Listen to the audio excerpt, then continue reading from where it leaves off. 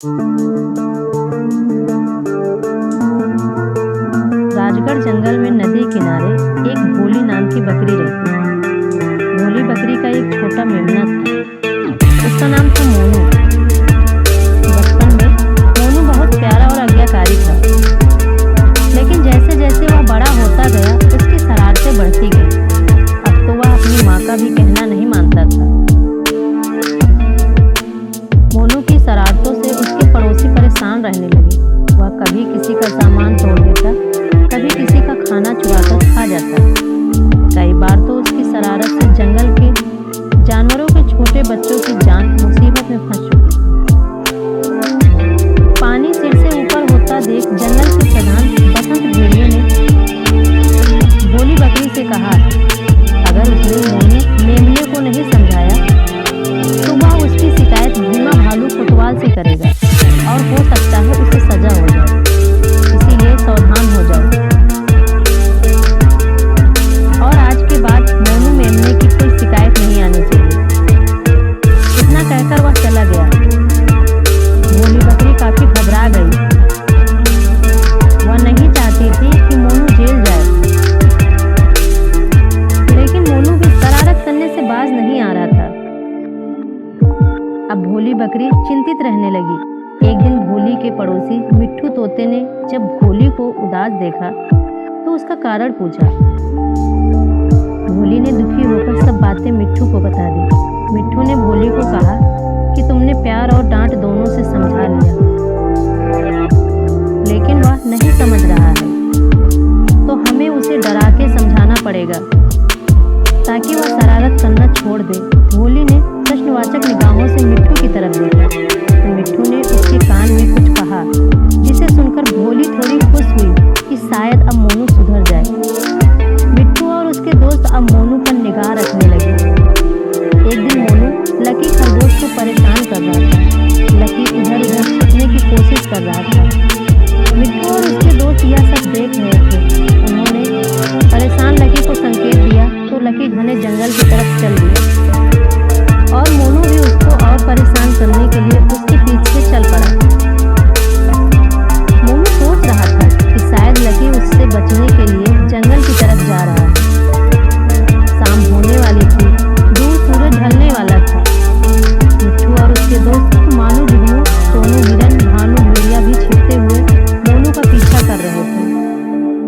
घने जंगल में पहुंचते ही अंधेरा हो गया। लकी को जब मिट्ठू ने संकेत दिया तो वह छिप गया और मोनू को दिखाई देना बंद हो गया। तब तक काफी अंधेरा हो गया था। मोनू अंधेरा देखकर घबरा गया। उसे आसपास कुछ दिखाई नहीं दे रहा था। अब मिट्ठू और उसके दोस्तों ने अपनी योजना पर काम शुरू किया। मिट्ठू ने आवाज बदलकर चीते की आवाज निकाली और भानु भेड़िया अंधेरे का फायदा उठाकर तुरंत मोनू के पास से गुजरा। मोनू ने समझा कि उसके बगल से चीता गुजरा है। वह बुरी तरह घबरा गया। डर से उसकी हालत खराब थी। तभी मानू जुगनू और उसके दूसरे जुगनू साथियों ने तुरंत तेज रोशनी की और बंद कर दी। उसी समय सोनू हिरन ने अपनी आंखें फैलाई, जो कि जुगनुओं के उजाले में और भी भयानक लगी। अब तो घबराकर मोनू रोने और चिल्लाने लगा, कोई बचाओ। अंधेरे में उसे कुछ भी नहीं दिखाई दे रहा था। मिट्ठू तोते ने आवाज़ बदलकर कहा, मोनू, तुम जानवरों को बहुत परेशान करते हो। आज मैं तुम्हें खा जाऊंगी। मोनू ने रोते हुए पूछा, तुम कौन हो? मैं इस जंगल की चुड़ैल हूँ। मिट्ठू ने कर्कश आवाज़ में जवाब दिया। मोनू अब तो ज़ोर ज़ोर से रोने लगा। वह थरथर काँप रहा था।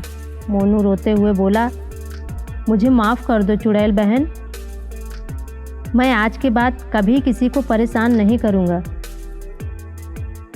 मिट्ठू कर्कश आवाज़ में फिर बोला, नहीं, तुम तंग करोगे, मैं तुम्हें नहीं छोड़ूंगी।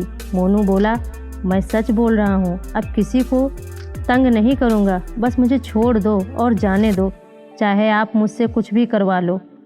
मैं आज के बाद किसी को तंग नहीं करूँगा। तभी मिट्ठू बोला, ठीक है, तुम्हारे पीछे एक हरा पेड़ है, उसके तने पर जाकर लिखो कि अगर मैं आगे से किसी को तंग करूँगा तो मेरी शिकायत राजा शेर सिंह से कर दी जाए ताकि मुझे सज़ा मिल जाए। मोनू रोते हुए बोला, ठीक है, मैं लिखता हूँ, लेकिन अंधेरे में कैसे लिखूँ? तभी इशारा पाकर मानू, जुगनू और उसके दोस्तों ने इकट्ठा होकर रोशनी कर दी। मोनू ने मिट्ठू के कहे अनुसार पेड़ के तने पर कांटे से लिख दिया। जुगनुओं ने रोशनी बंद कर दी। अब मिट्ठू फिर कर्कश आवाज में बोला, अगर शरारत की तो यह लिखाई राजा को दिखा दी जाएगी और तुम्हें कड़ा दंड मिलेगा। अब तुम जल्दी से जुगनुओं की रोशनी में रास्ता देखते हुए अपने घर भाग जाओ। फिर इधर मत आना और किसी को भी इस बारे में मत बताना, वरना और भी बुरा हो सकता है।